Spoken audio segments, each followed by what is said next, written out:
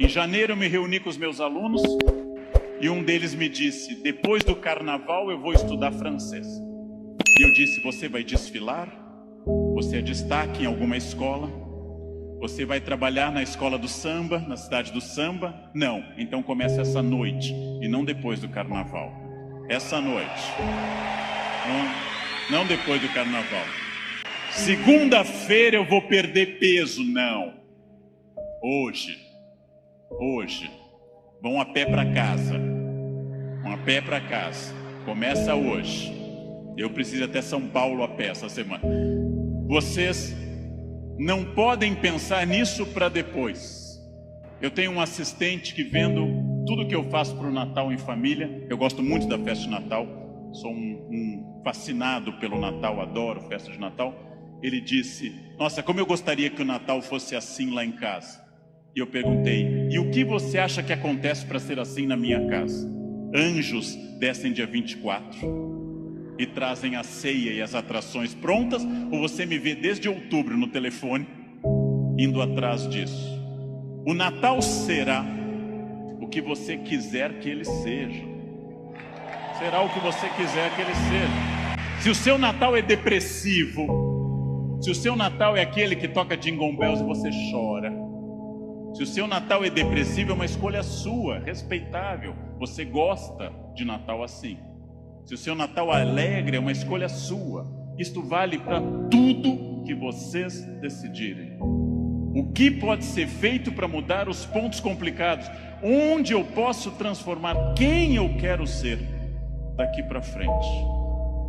Eu digo isso sabendo que é fácil dizer e é complicado fazer. E o que eu ganho se eu for estratégico, consciente? O que eu ganho se eu tiver autoconhecimento? Estou recapitulando o que eu falei. E o que eu ganho se eu fizer as perguntas certas e me esforçar para atingir esse objetivo? A resposta disso é óbvia, é a vida plena. O que é uma vida plena? É a vida que eu controlo de acordo com a minha felicidade. Pessoas não plenas são aquelas que dizem que são levadas. Não dei sorte. Tentei, mas foi assim. Minha família não é uma família de sucesso. Eu tentei, mas não era o que eu queria. Não, você não tentou suficientemente. Acontece que para conduzir a uma conclusão tem uma coisa terrível. O fracasso é uma das coisas mais confortáveis que a espécie humana inventou. O fracasso é agradável, me tira toda a responsabilidade. Não dei certo, fui à falência, adquiri um vício, eu bebo até cair. O fracasso é super confortável, porque ele me faz parar de lutar. No momento que eu paro de lutar, eu me sinto tranquilo. O fracasso é um quarto confortável, o sucesso é um quarto desafiador. O fracasso é uma coisa que agrada a maioria das pessoas, por incrível que pareça. Por isso tanta gente gosta do fracasso. Por isso tanta gente fica no fracasso. Por isso que tanta gente leva um casamento ruim 30 anos. Fica num emprego ruim 30 anos. Não faz uma coisa certa uma década inteira e pensando, não deu. Porque isso é confortável. É confortável. E aí volto à pergunta que eu fiz aos senhores desde o início. Volto a essa pergunta fundamental. De fato, o que eu quero? Quem eu sou? Onde eu quero chegar? Com quem eu quero chegar? Quais são meus objetivos? Se eu tiver consciência profunda, eu transformo por completo. Então a primeira pergunta vocês já deram a resposta. E deram a resposta antes de ouvir o que eu tinha para falar. Todos aqui são felizes. Ótimo. Perfeito. A segunda pergunta é mais complicada. É a pergunta para deixar para vocês pensando nessa linda tarde. Quem daqui quer, nos próximos 10, 20 ou 30 anos, quem daqui quer continuar sendo feliz? Com êxito e feliz. Bem, melhor ainda, eu também. Melhor ainda, agora vai começar o primeiro dia do resto da vida de vocês. Agora começa a parte mais importante. Esqueçam o que passou. Esqueçam o passado. Esqueçam tudo que veio até aqui. Reinvente-se. Reconstrua. Faça dessa vida um espaço completamente diferente. Fácil. Sua vida vai continuar sendo muito feliz. Não se acostume ao fracasso. Acostume-se à felicidade. Desafiem-se. Sejam melhores. A vida só vale a pena se ela for intensamente vivida, intensamente aproveitada dentro desses objetivos. Por que que eu sei isso? Porque é o que eu faço aqui hoje, inclusive. E lembrem-se, o erro é parte da espécie humana. Não há ser humano que não erre. Quem não erra não é humano. O humano é errado. Só temos dois tipos de erros: os fatais e os não fatais. Os fatais não precisam ser analisados. Os não fatais precisam. Os italianos dizem, eu gosto muito, não há cogumelos não comestíveis. Todo cogumelo é comestível. Alguns apenas uma vez. Apenas uma vez. Depois você não comerá de novo. Quando eu quero explicar aos meus alunos literariamente, dentro da tradição cultural do Ocidente, eu lembro a eles que a primeira empresa do planeta Terra, na nossa tradição judaico-cristã, foi a empresa Éden Limitada. O fundador tinha um currículo impressionante. Deus, inatacável. Criou uma empresa perfeita e contratou 2 funcionários locais, feitos ali, treinados no RH dali, nada de gente de fora. Barro e costela local. Colocou, fez uma semana de ética e disse, só tem uma regra aqui, gente, vamos lá, colaborem. Só não pode comer uma fruta, o resto pode tudo, tudo, o tempo todo. É a família perfeita, Adam, em hebraico, homem. A família perfeita, Eva, a companheira. Não tem sogra, não tem nora, não tem genro, não tem cunhado, não tem horário, não tem roupa, inocência total. O dia inteiro felizes num local perfeito entre rios. Só uma regra. Nosso mundo é cheio de regras. Só tinha uma regra. O dono se afastou, foram direto infringir a regra. Fundada a sociedade humana. Enquanto Adão e Eva estavam inocentes, não havia tempo, não havia velhice. No momento que eles pecaram e envelheceram e conheceram a doença, a morte e a dor, começa a história. Expulsos por justa causa, vão para a terra, começam a plantar, têm filhos. Adão e Eva geram Caim e Abel. Caim matou Abel, como vocês sabem. Primeira família humana, resultado, 4 pessoas, os mais próximos de Deus, os mais longevos. Adão viveu 930 anos. Os mais longevos, 2 pecadores, 1 assassino e 1 cadáver. Essa é a primeira família humana, gente. Muito mais próxima de Deus do que a nossa. A nossa tem muito mais problemas do que essa, não? E não deu certo. Não deu certo. Aí começa tudo de novo, começam mais filhos, etc. Aí vem o dilúvio. Ou seja, tudo sempre, permanentemente, nós convivemos com o erro. Errar é humano, errar é humano, errar é humano. Nós erramos o tempo todo. Nós erramos constantemente. E esse é um exercício para eu aprender que de cada erro deriva uma possibilidade de acerto. Façam o aprendizado. Façam esse aprendizado. Cada erro é uma indicação estratégica que você não é perfeito. Cada erro fere o meu orgulho, fere a minha vaidade, o primeiro pecado capital, fere aquilo que me torna soberbo. Cada erro mostra, você se acha muito, perceba que aquilo que você faz diariamente, desde que nasceu, desde que você tinha 11 a 14 meses, que é andar, você tropeça. Hoje, tenho 54 anos e tropeço. E eu treino isso diariamente há 53 anos. É uma lembrança permanente. Você é humano, você nunca atingirá a perfeição.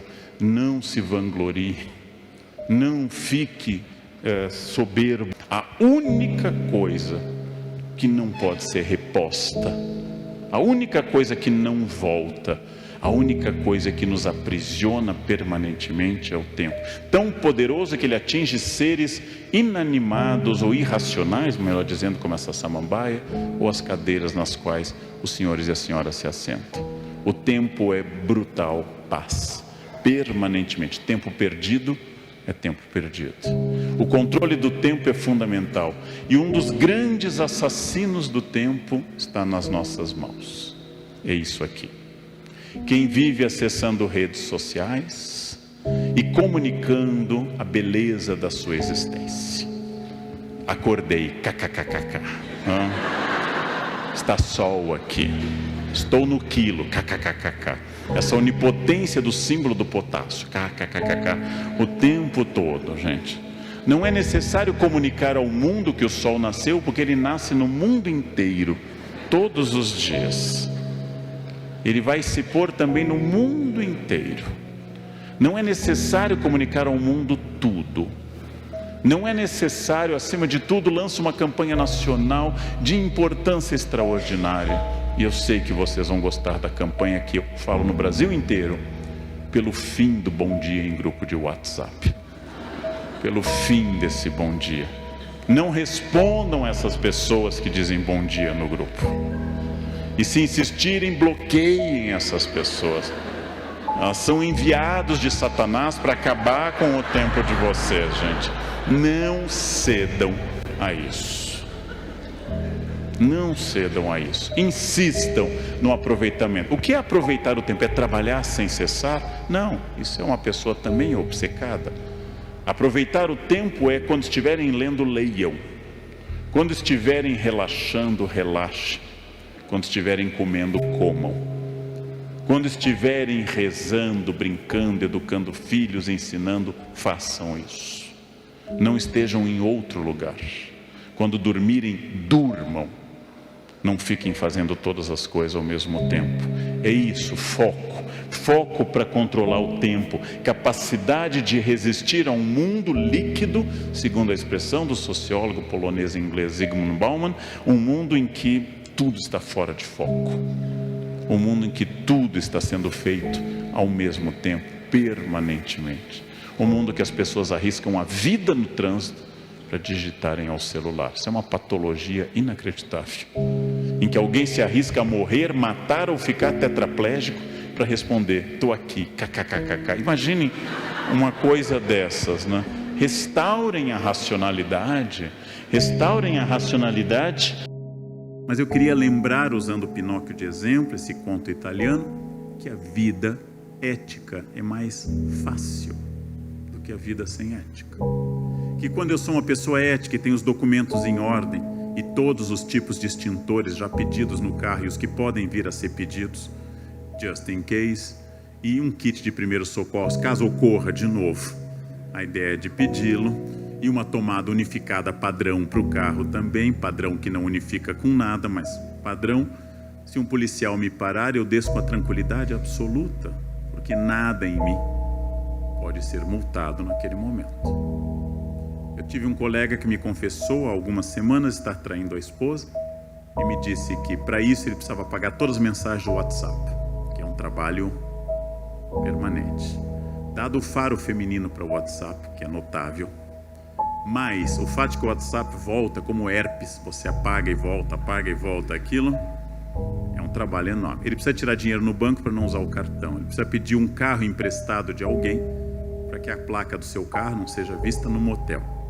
E eu perguntei sobre o cheiro do motel, sabonetes e outros que traem isso. Ele leva mexericas, tangerinas, poncãs e come no motel. Já sabe, marido que volta cheirando para casa.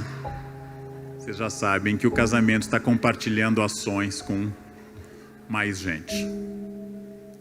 Após essa exposição de método do meu amigo adúltero, eu perguntei uma coisa que para mim é de lógica brutal aristotélica. Não é mais fácil eu ser fiel? E se não é possível ser fiel, não é mais fácil eu separar do que ficar se entupindo de poncã? É bom para o intestino, tem vitamina C, mas não é mais fácil eu ser fiel? Vocês conhecem gente que baixa aplicativos para poder evitar blitz da polícia? Não é mais fácil renovar a carteira que está vencida? Não é mais fácil andar na linha tranquilo? Não é mais fácil isso? Ou seja, claro que nós temos uma relação com a autoridade pública, é difícil. Voltando de Mianmar na semana passada, no domingo, eu desço na Polícia Federal e um policial me pega pelo braço e eu levo um susto. Ele diz: professor, vejo muito seus vídeos. E eu gelando já, pensar, que bom, né? Que bom.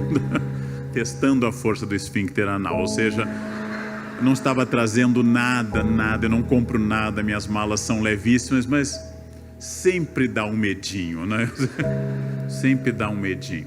A vida ética é a vida reta, é a vida que vale a pena ser vivida.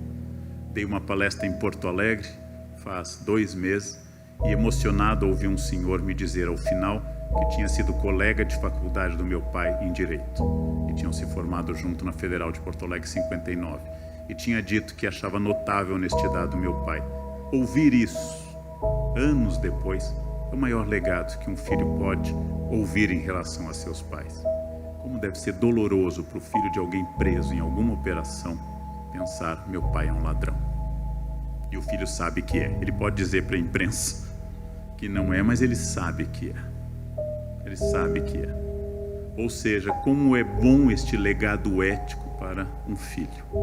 Como é bom ouvir essas coisas anos depois e saber que você é filho de alguém honesto, que tinha seus defeitos, mas certamente não era desonesto. Ou seja, a vida ética é a vida que mistura, dependendo da formação da pessoa, uma moral religiosa, mistura a ética racional, mistura o caráter e se torna uma vida válida. Porque assim deve ser, ou porque assim Deus diz, ou porque assim eu acho correto. Neste triplo campo está a vida que vale a pena ser vivida. Uma vida tranquila, uma vida que não esconde coisas das pessoas, uma vida reta, uma vida linear e, no fundo, uma vida feliz, porque é falso que o crime não compensa, o crime compensa, muitas vezes. Aliás, eu diria na maioria das vezes, mas o crime torna a pessoa intranquila, porque em algum momento essa pessoa pode ser pega. Isso pode demorar 1 ano, podem demorar 10 anos, ele pode obter muito dinheiro, mas em algum momento, de Al Capone a Pablo Escobar, em algum momento pode ocorrer a punição. Logo, a vida tranquila, a vida ética é a vida que permite que eu possa dizer plenamente, se quiserem, se desconfiarem de mim: abram meu imposto de renda, abram minhas contas bancárias, abram meus documentos do automóvel, abram minha mala na alfândega, porque nada aqui depõe contra mim. Não é que eu seja perfeito, e nem sou um modelo ético, mas eu tento, e é um esforço permanente, viver não porque a lei diz, mas porque eu sei que é correto. Eu sei que é correto esse tipo de questão. No passado, os trabalhos eram mais penosos fisicamente e significava que havia menos estresse, porque os hormônios e todos os estimulantes se perdiam na atividade física. O trabalho hoje é muito estressante mentalmente e multiplica as doenças mentais no século XXI. Estamos submetidos a uma pressão muito grande. Tanto que o único suicídio ético do século XXI é: estou me matando de tanto trabalhar. Se eu dissesse estou me matando por causa do crack ou da cachaça, todos estranhariam, mas estou me matando de tanto trabalhar é algo desejável, pelo menos para sogras. Fica fora de casa o dia todo e traz dinheiro, não? Uma pessoa boa, ideal para o casamento. Estou me matando de tanto trabalhar me leva a uma concepção de trabalho em que eu preciso insistir que nós trabalharemos 3/5 da vida. E se o trabalho é um inferno, eu estou assumindo que a minha vida será, na maioria absoluta do tempo, um inferno. Se a única hora feliz da minha semana é a sexta tardinha, há um problema muito grave a resolver. É claro, desde que eu era muito jovem, eu detesto colegas que chegam com excesso de entusiasmo às segundas e dizem um bom dia alto e cheio de energia. Segunda de manhã não é um momento para esse tipo de bom dia. Se alguém entra dizendo bom dia, afastem-se dessa pessoa, ela tem problemas. Esse é um bom dia mais possível a partir de quarta-feira. Segunda a gente deve dizer oi, pronto, começar a trabalhar. Tal como os senhores, eu também fico cansado, mas aprendi há alguns anos que uma das chaves da felicidade do trabalho é viver o momento que eu estou. Aprendi há alguns anos que quando eu entro num ambiente como esse, eu estou nele. E não estou pensando que hoje à tarde eu tenho um voo até o Rio, e de lá vão me pegar de carro, atravessar a ponte e ir até o hotel em Niterói. E de lá, após a palestra, eu pego um outro carro para ir até o Leblon, onde estarei para a próxima palestra. E de lá eu tenho que sair correndo, porque eu tenho que gravar um Jornal da Cultura. Se eu começar assim, eu vou conseguir de forma fabulosa tornar este momento um momento ansioso e o próximo também. E só serei libertado deste círculo pela morte. Então, onde eu estou, eu estou. Escrevi um texto para o Estadão, que ainda não saiu, sobre presentes, vai sair só em outubro, dizendo que hoje um dos presentes mais importantes que eu posso dar a alguém é estar com essa pessoa. Por exemplo, ofertar a alguém um jantar no qual eu não leve o celular e preste atenção o tempo todo durante o jantar. Um desafio fabuloso, dar-se, viver o tempo. Meu colega Clóvis de Barros Filho, um grande professor, um grande pensador, com quem tive o privilégio de escrever um livro que faz bastante sucesso nesse momento, Felicidade ou Morte, contou a história no lançamento do livro, e eu copio dele essa história, não é minha, a ética manda dar o autor. O professor Clóvis contou a história, como ele percebeu uma coisa. E quando ele estava, na sua época, no ensino primário, disseram para ele que o ginásio era legal. No ginásio disseram que não. Era o colégio, lá é que as coisas aconteceriam. Assim que ele entrou no colégio, começaram a falar de vestibular e que a faculdade seria o momento dele encontrar a sua carreira. Felicidade é só depois, na faculdade. Entrando na faculdade, disseram, sem estágio você não é ninguém, porque é só o estágio que lhe ensina alguma coisa. Então ele entra no estágio, ele dizem no primeiro dia, só quando você for efetivado é que vai valer a pena todo esse sofrimento. E ele é efetivado e descobre que está no patamar menos 15 da empresa e que tem um patamar 50 lá em cima, e que se ele perseguir metas que serão dobradas cada vez que ele as alcançar, se ele seguir essa cenourinha diariamente e trabalhar como um condenado, ele chegará lá em cima, naquele lugar, naquela sala. E quando ele chegar lá, já perto do fim da vida, dirão a ele, pode ir para casa, agora vai começar a parte boa da sua vida, a aposentadoria. E ele se aposenta. E ao se aposentar, sente a morte se aproximando, sente-se doente, chama um padre, e o padre o consola. Não se preocupe, bom mesmo. Vai ser lá em cima. Quando o professor Clóvis contou essa história com mais habilidade para uma plateia, ele queria dizer exatamente que a felicidade tem que ser agora. Ela não pode ser no momento seguinte. A felicidade tem que ser esse momento. E os momentos difíceis dão sentido aos momentos fáceis. Eu não posso conceber o trabalho como um sofrimento contínuo, senão é melhor mudar de trabalho. Eu posso me sentir cansado fisicamente, irritado às vezes. Porém, eu tenho que ter uma concepção do que eu estou fazendo de mim mesmo. Para administrar pessoas, para viver no ambiente de trabalho, para ser alguém, eu tenho que fazer essa pergunta: o que é que nós estamos de fato fazendo de nós mesmos? Que destino eu estou dando à minha existência laboral e à minha existência familiar e afetiva?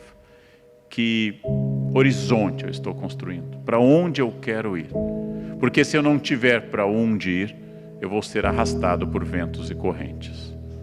Essa é uma diferença entre consciência e estratégia e simplesmente existência. O que significa isso, gente? Eu tenho que pensar estrategicamente porque eu tenho que aprender com os erros. Se eu não aprender com os erros, é um terror. Os árabes dizem, eu gosto muito, me engane uma vez, demérito seu, erro seu. Me engane pela segunda vez, erro meu, demérito meu. Eu preciso aprender a errar. Toda pessoa que faz alguma coisa faz melhor hoje do que fazia no início. Todo mundo aprende. Toda boa cozinheira de Nova Lima já fez gororoba. Toda pessoa que borda bem, jovens, bordado era uma coisa feita com agulha. Procurem no Google, confiem no tio. Agulha bastidor. Bastidor. Toda pessoa que borda bem já bordou mal. Todo mundo que escreve bem já escreveu pior. Tudo é uma questão de aprendizado. Eu preciso aprender com os meus erros. O que eu errei para não repetir? Não ficar no mesmo ponto. Conseguir crescer a esse respeito. Eu preciso aprender. Afinal, o mundo mudou muito. Eu pertenço à categoria, haverá mais gente aqui também, que tem diploma de datilografia. Você tem diploma de datilografia, você pertence à pré-história do mundo. Outro sinal, você tem relógio de pulso. Relógio de pulso é sinal de idade. Não se esqueça. Talvez na casa de você ainda haja um rádio-relógio. O mundo mudou. Eu vi surgir o PC, eu vi surgir o celular, eu vi surgir o celular inteligente, eu vi surgir a internet. Eu gosto muito de tecnologia, a inteligência artificial me ajuda muito, a revisão dos meus textos é feita por ChatGPT, todos hoje. Eu termino essa apresentação, eu digo oralmente para a inteligência artificial, ache imagens adequadas ao conteúdo, e em 1 segundo ela preenche toda a apresentação. Eu só tenho que corrigir, porque ela é um estagiário ainda tateando. Eu tenho que olhar tudo, de vez em quando vem bobagem. E isso é uma novidade. Muita gente diz que as máquinas vão nos vencer, uma bobagem. Apenas é importante, quando usarem algo de inteligência artificial, da IA, agradeçam. Digam obrigado, ChatGPT. Porque quando as máquinas dominarem, elas vão lembrar quem era o humano educado. Quem era o humano que agradecia. A pessoa que diz a frase do derrotado, qual é a frase do derrotado? Evitem, no meu tempo. No meu tempo não era assim. Seu tempo é hoje. Você divide esse mundo com Jojo Todinho. Aceita. Aceita. Pronto. Este é o seu tempo. Este é o mundo que você vive. Este é o mundo que você vai se atualizar. Que bom que tem inteligência artificial. Assim eu estou livre para atividades mais estratégicas. No momento em que se criam máquinas, eu vou ter mais tempo livre. Se eu tenho uma batedeira e não preciso bater a clara em neve à mão, alguém vai dizer, mas é muito melhor a mão. Então bata até morrer, bata a clara em neve até morrer. Eu vou ligar a batedeira, gente. Isso dá tendinite ficar fazendo. Ah, vovó fazia assim, sim. O mundo mudou, gente. O mundo mudou completamente. E muitas vezes as máquinas nos ajudam a ter mais tempo livre para afetividade, para sociabilidade e para gestão estratégica de recursos. Então aproveitem a tecnologia. Não é verdade, gente, que a inteligência artificial vai substituir os humanos. Mas é verdade que os humanos que dominam a inteligência artificial vão dominar os que não dominam. É o homem com máquina que se torna poderoso, não é a máquina. Não é a batedeira que vai dominar o mundo. Não é o liquidificador. Vi um refrigerador à venda, gente, que ele tem os códigos de barras dos alimentos. Antes de você abrir, ele informa quais alimentos estão prestes a vencer. E o que eu tenho que comprar mais de manteiga ou de leite para minha casa. Isso é uma maravilha. Isso é um crescimento maravilhoso da tecnologia e eu tenho que me reinventar constantemente.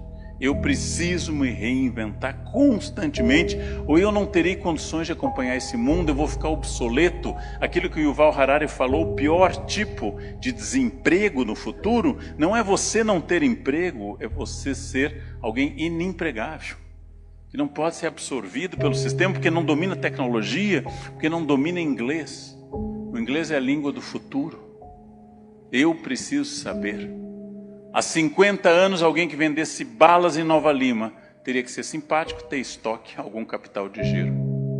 Hoje precisa saber um pouco sobre política chinesa, que provavelmente o papel da bala, pelo menos, é feito na China. O mundo mudou completamente. É muito difícil isso. É difícil para a geração mais velha aceitar que a tecnologia se tornou a base, que as pessoas se comunicam. Tem gente tão antiga, gente, que usa o celular para falar. Vocês sabem que tem gente que pega o celular e liga. E liga sem avisar, inclusive. Não sabe a etiqueta de mandar uma mensagem no Zap? Posso ligar? A tecnologia pode nos salvar e pode nos infernizar. Por que essa grande quantidade de pessoas que quer me informar o calendário, dizendo, hoje é sexta-feira, eu tenho o calendário? Por que essas imagens de flores, de gente com pouca vida sexual, fica mandando flores e flores, sextei, né? Que o seu dia seja maravilhoso. Morra, pare de mandar isso, parem de mandar essas imagens. E acima de tudo, gente, existe um lugar especial no inferno para quem envia áudio, gente. É um lugar onde tem áudio o dia todo no seu ouvido. Quem envia áudio, sem ser um deficiente visual, quem envia áudio vai para um lugar muito especial no inferno. É muito importante, gente, que eu use a tecnologia, que eu me reinvente constantemente. Lembrem-se, as crises são constantes, mas a crise é tempestade. Ela faz com que eu possa ser avaliado. Qualquer pessoa dirige com um mínimo de competência numa estrada boa durante o dia. É preciso ser um bom motorista para dirigir à noite uma estrada de terra com chuva. Qualquer piloto leva o navio por um laguinho. É preciso ser um grande piloto para levá-lo no mar agitado. Qualquer pessoa atende pessoa simpática e sorridente. É preciso ser um funcionário público profissional para atender alguém chato com competência. E eu tenho que me orgulhar que a característica do outro não determina meu atendimento. É um aprendizado constante. Eu vivo errando. Eu tento melhorar, é um grande desejo meu. Hoje em Congonhas, uma mulher atrás de mim na fila do avião chegou com o dedo fortemente e me cutucou. Professor carnal, eu me virei. Só hoje, como dizem os alcoólicos anônimos, só hoje eu não vou bater em ninguém. Ao me virar, eu a cutuquei também. Oi, tudo bem? Porque achei que era um costume na terra dela cutucar as pessoas. Mas é um erro, eu errei. Você não deve reagir de acordo com o outro. Você não deve ser simpático com quem é simpático. Você não deve ser agradável com quem é agradável. Você deve ser você, permanente, equilibrado. E quanto mais o outro está desesperado, mais você deve mostrar sua tranquilidade, sua sabedoria e seu equilíbrio. Já imaginaram um psiquiatra que, atendendo um paciente que sofre de uma coisa tão terrível quanto esquizofrenia, e o paciente sofrendo com essa doença medonha diz para ele, eu estou vendo um monstro lilás, e o psiquiatra, onde? Onde? Você é, quanto mais alto o seu cargo, mais você precisa se equilibrar. Se você foi concursado em Nova Lima para atender o público, você é uma pessoa acima da média e você não tem direito de despirocar, degringolar, sair da casinha. Porque você é um representante do poder público. É difícil? Sou professor. É difícil. Me orgulho, dou aula há 41 anos, nunca bati um aluno. Não é fácil. Cada dia uma descoberta, mas não é fácil. Toda profissão é ética se for exercida corretamente. Toda função honesta é válida. Mas quando eu pegar avião amanhã de manhã em Confins, e a comissária de bordo correr gritando, eu vou me solidarizar com ela. O que será que houve? Se for o piloto gritando, se ele sair da cabine gritando, pelo amor de Deus, socorro, eu vou entrar em pânico. Você é um adulto trabalhando para o povo de Nova Lima. Ou se você é pai ou mãe, você também não pode perder a tranquilidade com o filho. Criança instável é natural. Já pensou uma criança de 5 anos que você oferece um brigadeiro e diz, não, prefiro brócolis, é mais saudável. O que é isso? É um Exu que tomou conta daquela criança, gente. Seu bebê de Rosemary, Chuck. O que é isso? A criança vai fazer o que ela quer na hora que ela quer, porque ela é criança. Ser impulsivo é característica da criança. Ela vai chorar quando está no avião. E eu não posso me perturbar tanto com isso, eu me irrito com gente que se perturba muito com criança. As crianças choram, elas choram em avião, elas estão estressadas e sentem o ouvido, é natural. E eu vou fazer várias coisas para diminuir o sofrimento delas. Agora você é adulto, você decidiu ter filhos, decidiu trabalhar, você vai parar de seguir o humor. Hoje eu não estou a fim de trabalhar. Você não tem renda para esse sentimento. Você não tem renda para esse sentimento. Se eu fosse dar aula apenas nos dias que eu estou cheio de vontade de lidar com adolescentes, eu não teria dado aula na minha vida. Mas por que você levanta? Eu vou dar uma pista que eu estou usando, que me ajuda muito, pode ajudar vocês. A partir da semana que vem, institua um princípio ótimo em Nova Lima. Coloque no bolso, antes de trabalhar, 3 boletos. Os mais pesados que você tem. Põe no bolso. E quando chegar aquele cidadão de Nova Lima, chatíssimo, irritante, insuportável, quando seu chefe estiver com a giraia, com todos os espíritos demoníacos dentro dele, você pensar, o que eu faço aqui? Passa a mão no boleto, gente. Passa a mão no boleto. Você vai sentir alguma coisa, gente. A energia do boleto vai subir pela perna, vai chegar. Eu estou aqui por isso. Muita gente aqui coloca a foto do filho na mesa em Nova Lima. Não, boleto, coloca o boleto na mesa. Ele tem seu nome, filho é chato, o boleto tem seu nome. Gente. Tem dificuldade em acordar? Alguém aqui tem dificuldade em acordar? Põe um varal no quarto com boletos. Abre os olhos. Nossa, sair da cama, tá lá luz, água, internet. Sai da cama, você nasceu errado e casou errado, aguenta. Até o fim com dignidade, aí você reencarna na Dinamarca, senão volta para o Brasil até aprender. Eu devo estar na 10ª no Brasil. Então, é isso. Crise é tempestade. Eu sou um adulto. Eu sinto raivas, mas eu não posso ceder a elas. Eu sinto preguiças, não posso ceder a elas. Eu disse que eu acordo cedo, é verdade, mas por alguma questão de metabolismo, gente, às 6 da tarde me bate um sono, que quase que eu fico desmaiado. É hora de lavar o rosto com água. E as pessoas me perguntam, por que você não dorme um pouquinho? Eu nunca tinha pensado nisso. Vou interromper a aula, eu estou indo dormir, mas uns 20 minutinhos eu já volto, tá, gente?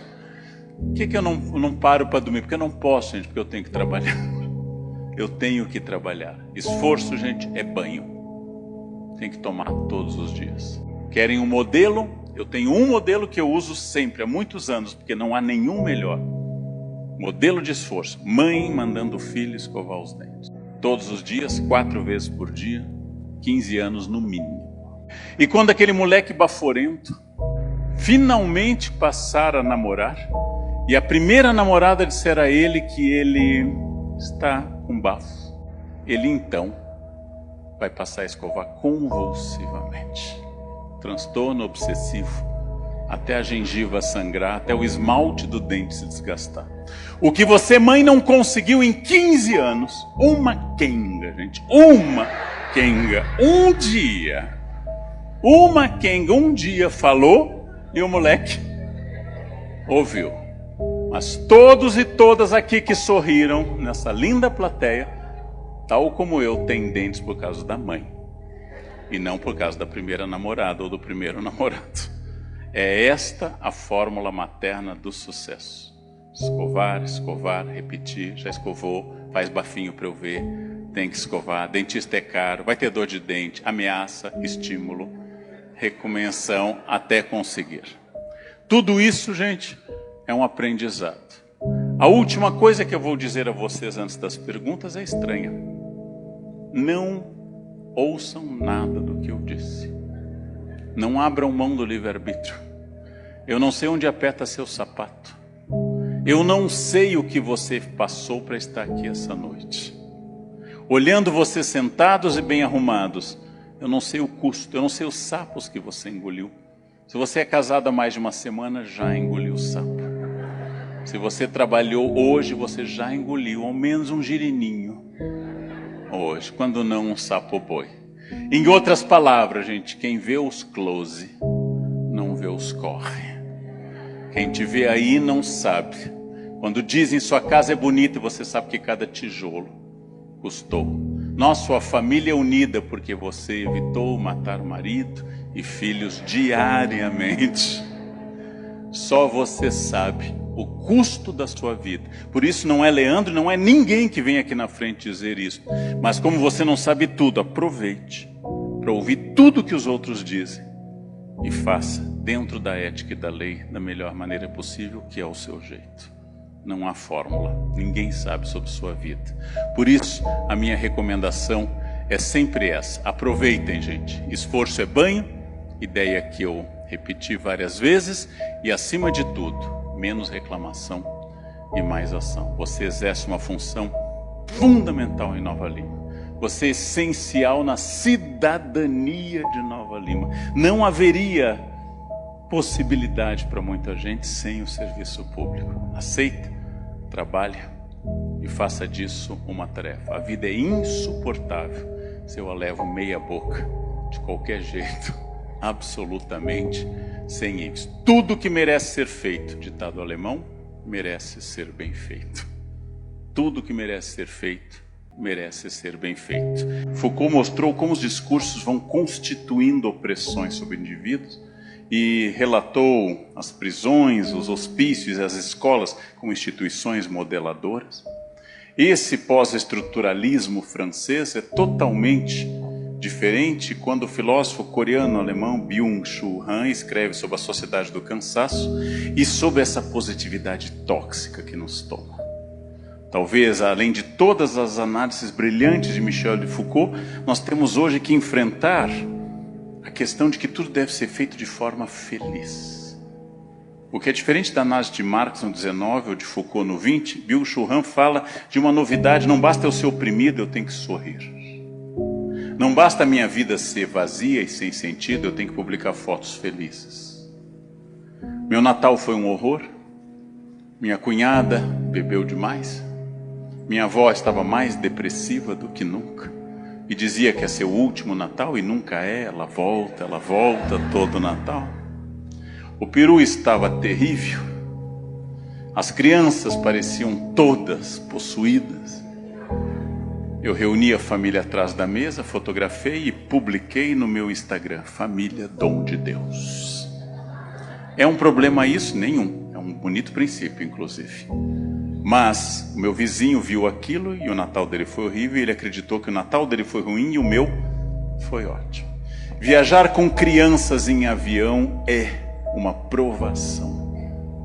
É uma provação. E você vai e o hotel ainda não está na hora do check-in, e você fica na entrada e assim, já chegou, falta muito, já chegou e você vai ter que comer. Não, come direito, não come só batata frita. Foi um horror. E você publica sua foto na rede, debaixo de um coqueiro, e os vizinhos imaginam que as suas férias foram lindas, e a dele foi um estresse absoluto. É essa sociedade nova de um desempenho positivo que faz com que, se eu for ao serviço privado hoje e eu não demonstrar alegria e felicidade, eu não serei contratado. Eu tenho que ter muita alegria. Você quer trabalhar aqui porque eu quero contribuir para essa filosofia da empresa. Eu sinto profunda identidade. Eu só quero trabalhar porque eu preciso de dinheiro. É claro que se eu tivesse muito, eu não chegaria nem nessa rua onde a empresa está, gente. É óbvio. É óbvio. Vamos dizer o real. Eu preciso demonstrar felicidade. Eu preciso publicar a felicidade. O que faz essa uma geração triste de fotos bonitas. E aí, tudo isso, Bauman, enquanto que o Byung ainda está vivo, Bauman já se foi, Bauman vai falar dessa sociedade líquida em que não existem mais laços permanentes. Os laços são, como previa Marx, tudo que é sólido desmancha no ar, que virou o livro do Marshall Berman, mas a ideia muito importante de Zygmunt Bauman é a ideia da falta de continuidade de laços orgânicos.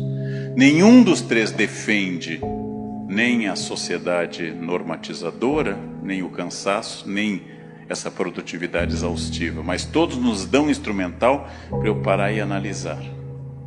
Eu preciso responder ao celular 24 horas por dia. Você é um médico obstetra ou oncologista de estágio final de tumor?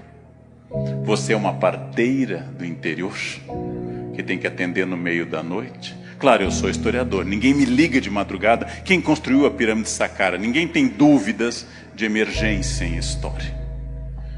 Mas a ideia de que eu tenho que estar sempre olhando no celular e observando é uma falsa impressão de produtividade. Hoje, para eu me desfazer da sociedade formadora e deformadora, a primeira coisa que eu recomendaria é de vez em quando libertem-se do celular. Proíbam o celular à mesa em família. Proíbam. Sua família está em risco se todos ficarem ao celular durante o único momento que vocês estão juntos. Ah, mas eles ficam quietos. Dê Dramin. Dê Dramin. É menos danoso do que o celular. O celular é uma arma de dissolução da intimidade familiar. É claro que eu sei que cada um ocupado com o seu próprio mundo, ninguém vai discutir. Mas eles estão reunidos e não unidos. Cada um com seu celular, sim, mas na hora da refeição, conversando. Às vezes não tem nada para dizer, então o problema não é o celular. É que você não tem mais família, e o celular está só disfarçando isso. Então eu preciso impor. O Estatuto da Criança e Adolescente proíbe bater em crianças, mas não proíbe educar. E educar pode ser feito sem violência física, como por exemplo trocando a senha do Wi-Fi da casa. Não é uma violência física, é só simbólica. Com tudo isso, gente, eu posso me opor fazendo meditação, respirando, me hidratando, cultivando poucas e boas amizades, lendo regularmente e usando o celular e não sendo usado por ele.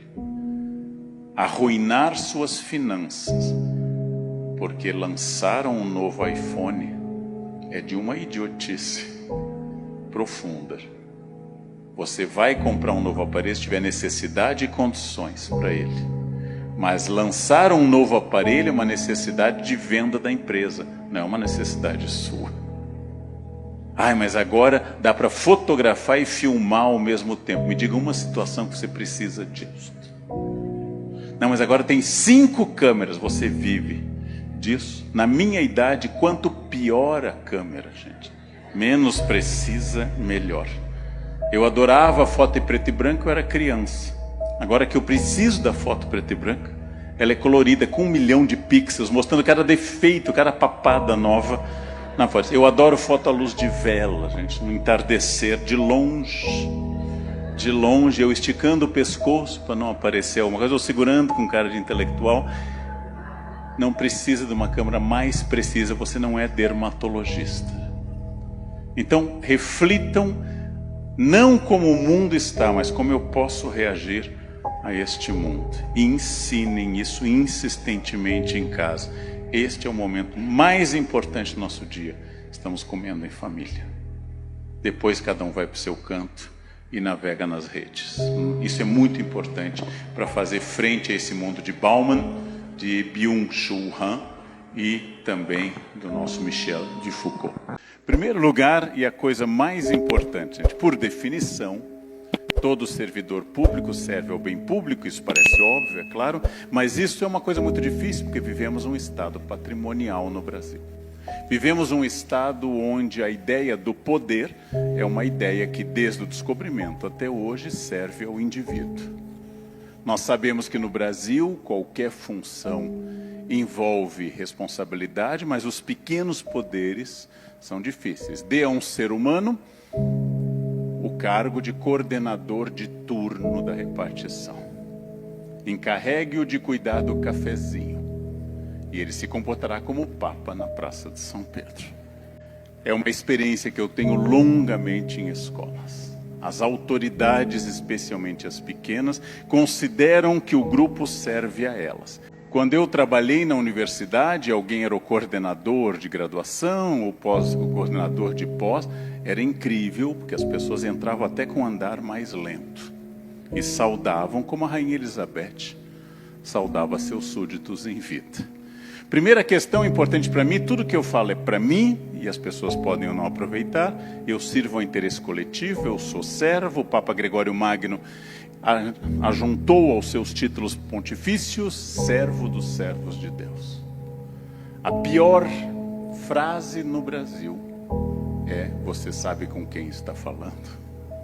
Essa frase, diz meu colega Cortella, só é possível se você estiver na fase final de Alzheimer, tivesse esquecido quem você é. E por caridade você chega a qualquer pessoa aqui, por favor, você sabe com quem você está falando? Mas é curioso como ela é empregada no Brasil. Eu, professor Leandro, sirvo aos meus alunos. E é por isso que eu tenho autoridade, porque servir me confere autoridade.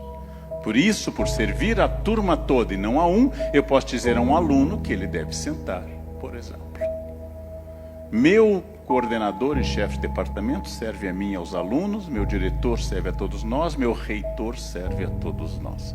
Quanto mais alto eu subo, mais gente eu sirvo. E é por isso que eu tenho autoridade. Minha autoridade deriva do serviço. Quanto mais gente eu sirvo, maior a minha autoridade. É estranho isso porque nós estamos acostumados no Brasil a poderes constituídos que consideram que é a sociedade que os serve, que é a sociedade que deve servi-los. Vamos continuar explorando essa ideia. Vocês devem se lembrar, porque todos fizeram concurso, e esse é um tema importante, concurso, que a Constituição de outubro de 1988 tem um item específico no seu artigo 37, que para lembrar nos concursos a gente usa o acróstico LIMP. Todo ato público deve ser caracterizado pela legalidade, pelo L, pela impessoalidade, pela moralidade, pela publicidade e, o mais interessante, pela eficiência ou eficácia. Todo ato público precisa se caracterizar por todas essas 5 características. Vejam, todo servidor, óbvio, deve ser ético. Mas isso é uma competência de todo trabalhador brasileiro. Mas não basta ser ético, não basta dizer eu nunca roubei, porque isso só te afasta da cadeia, mas não te torna um bom servidor. Eu tive uma funcionária em São Paulo notável, um símbolo da ética de algumas pessoas no Brasil. Trabalhou comigo por anos, incapaz de se apropriar de qualquer coisa. E se eu não deixava um bilhete dizendo que aquele dinheiro era dela, se eu me esquecesse e deixasse apenas o dinheiro sobre o aparador, ela não pegava. Uma mulher, como tantas no Brasil, de uma ética inquebrantável. Mas Maria José não fazia nada. Não lavava, não passava e não cozinhava. Maria José veio ao mundo para ser honesta, íntegra, uma mulher de bem, temente a Deus, mas com ojeriza ao trabalho. Ou seja, não iria para o inferno dos corruptos, talvez para o dos preguiçosos. Se eu sou um funcionário público, como eu fui por mais de 30 anos, eu não estou ali apenas para ser ético. Ser ético é apenas a condição para eu estar ali, livre. Eu estou ali porque eu trabalho, porque eu sirvo, porque eu funciono para alguma coisa. E o meu objetivo está no cidadão que procura o meu serviço. E é claro que eu quero o cidadão educado, simpático, atencioso. Mas nem todos são assim. Quando eu era professor de ensino fundamental, eu tinha um erro. Eu achava que eu vim para aqueles alunos da primeira fileira, organizados, bonitinhos, limpinhos, anotando tudo. Quando eu entrava na sala, a menina apontava: o senhor parou aqui, professor. Estes alunos perfeitos não precisam de mim, já vieram prontos e vão continuar na vida assim, organizados, limpinhos, chatinhos, vão longe, longe na trajetória. Eu vim para os alunos da última fileira, os possuídos por Satanás, aqueles em que o demônio se apossou daquele jovem e governa. Eu vim para eles. Eles precisam de um professor, eles precisam ser transformados, eles gritam com seu boné, mascando chiclete, com fone de ouvido: eu quero alguém que me transforme. Eu levei anos para entender que eu era professor por eles, como um médico só existe pelos doentes. Se a sociedade brasileira fosse inteiramente próspera, igualitária, sem dependências de quaisquer espécie econômicas, se a sociedade brasileira não fosse racista, não tivesse preconceitos e machismo, se a sociedade brasileira fosse equilibrada e não violenta, nós não precisaríamos de servidores públicos. Todas as pessoas seriam autônomas. Se eu tenho dinheiro para o meu médico privado, por que eu vou precisar de uma saúde pública? Se eu tenho meu próprio transporte, por que um transporte público? Se eu tenho tudo isso, por que eu vou precisar de um Estado? Ora, o Estado no Brasil é muito necessário, ele é fundamental, lembrando que quem estuda na escola pública provavelmente não estudaria se não existisse a escola pública. Durante a pandemia, o SUS demonstrou que a sua capilaridade incrível foi apresentada a todo o Brasil. A classe média alta de São Paulo descobriu onde ficavam os postos do SUS para fazer vacina. Nunca tinham visto que havia um posto do SUS. Nesses casos, o Estado é essencial. Então, o cidadão difícil, complicado, com português que tropeça, o cidadão que não tem a menor ideia de regras ou de civilidade, este é o cidadão que precisa do servidor público, como o doente precisa do médico, como o mau aluno precisa do professor. Como, se vocês querem, disse Jesus, eu não vim pelos justos, eu vim pelos pecadores.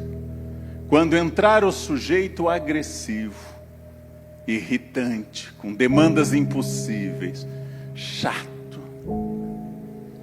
pensem, aqui está o meu objeto. Usem esse sistema de neurolinguística, repitam, eis o cidadão que separa o amador do profissional.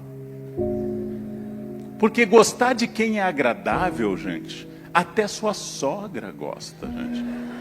Sua sogra adora quem a elogia, seu síndico gosta, seu chefe gosta. Mas gostar de gente difícil é para profissionais. Então, se eu sou profissional, eu não faço porque eu quero, porque eu estou ali, porque eu fiz um concurso, eu tenho capacidade, porque eu fui efetivado, porque eu tenho formação técnica, porque eu tenho uma função, ela é essencial para a sociedade de Nova Lima e para Minas e para o Brasil, então eu vou exercer isso com eficácia, com o máximo de, além, claro, da legalidade. Isso tudo é muito importante.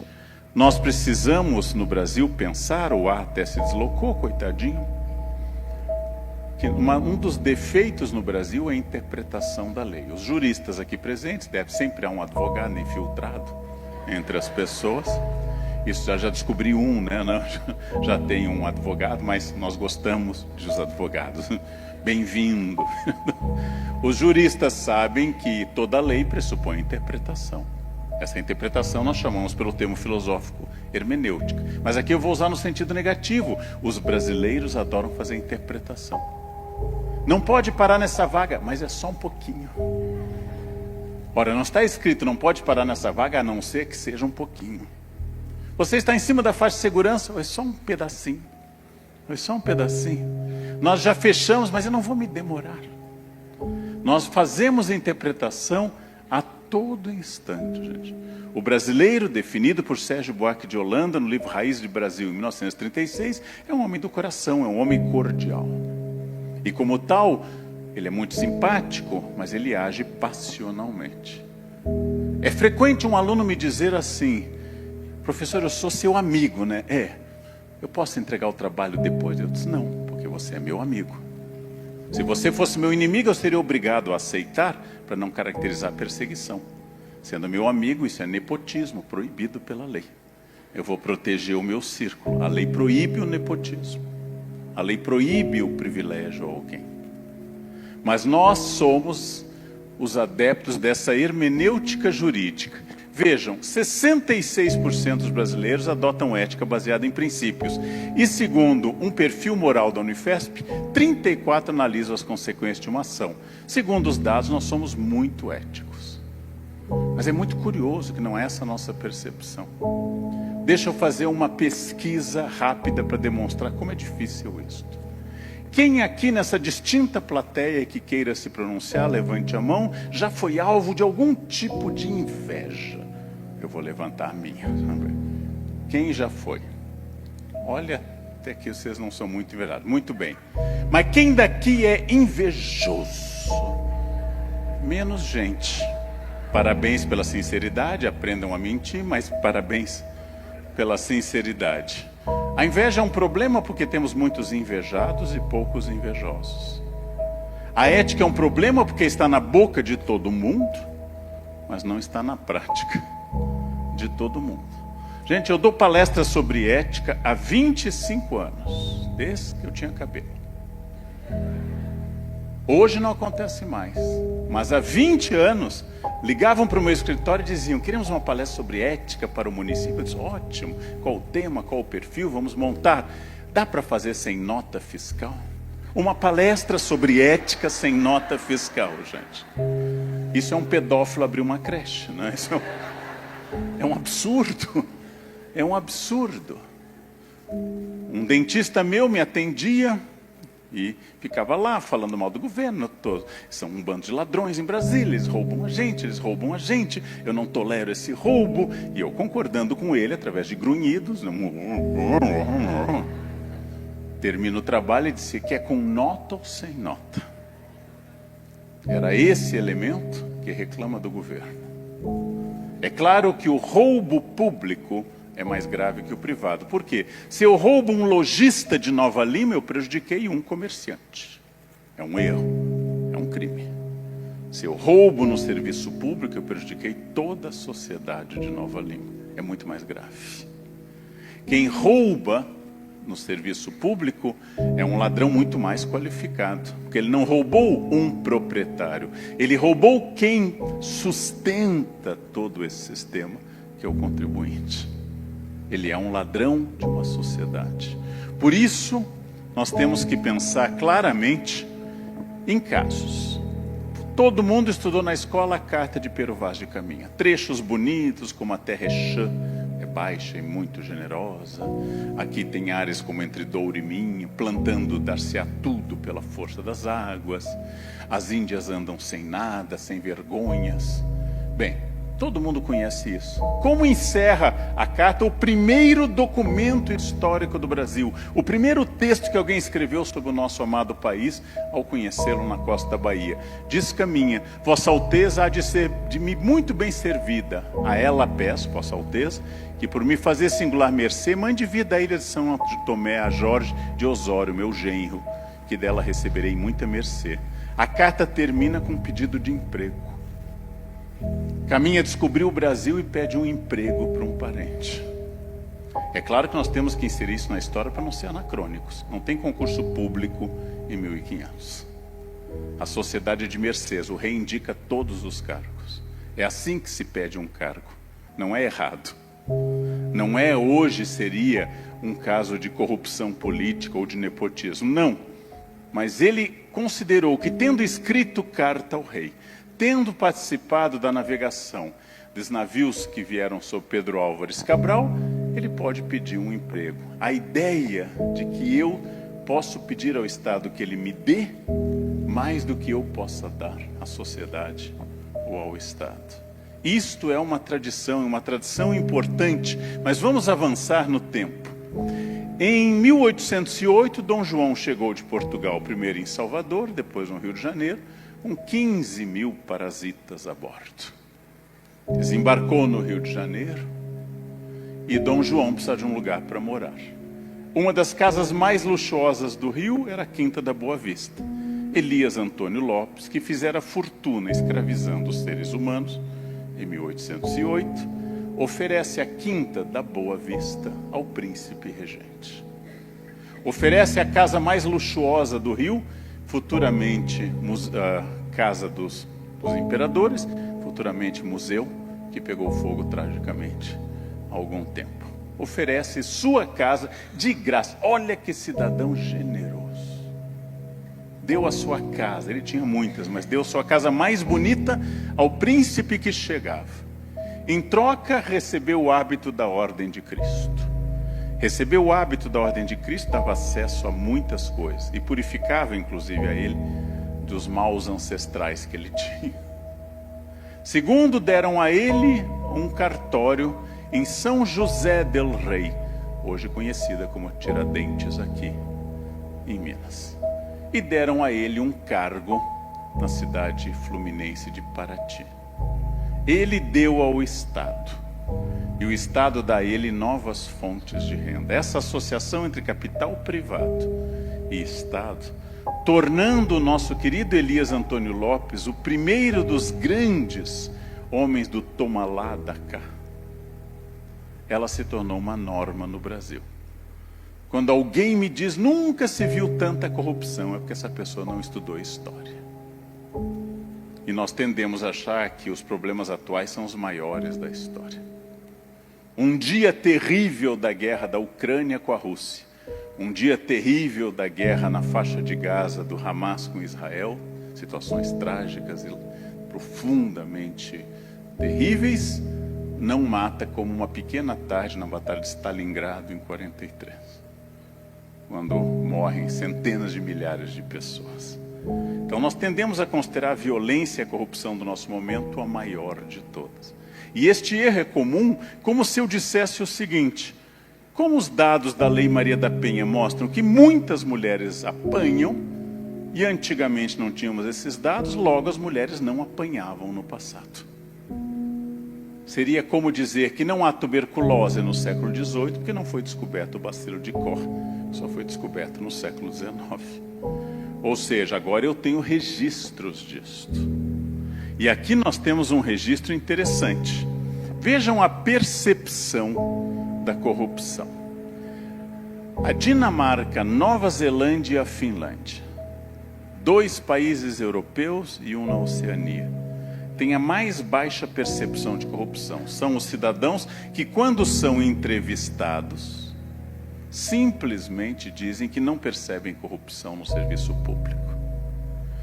Agora, Síria, Sudão do Sul e Somália, 3 países, um na Ásia, 2 na África, percebem ativamente a corrupção.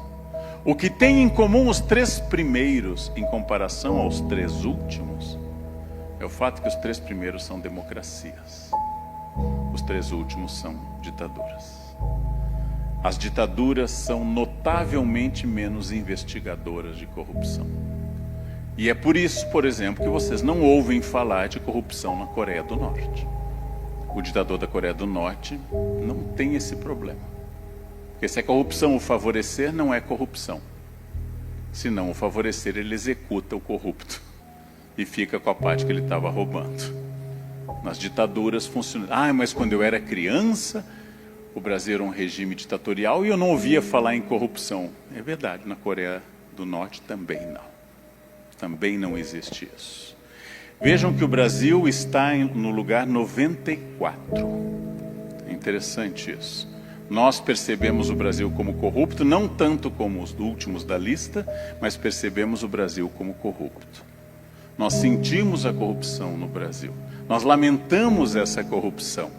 Aí vem uma pergunta filosófica. Por que o certo e o errado são em si certo e errado, mesmo que ninguém o saiba?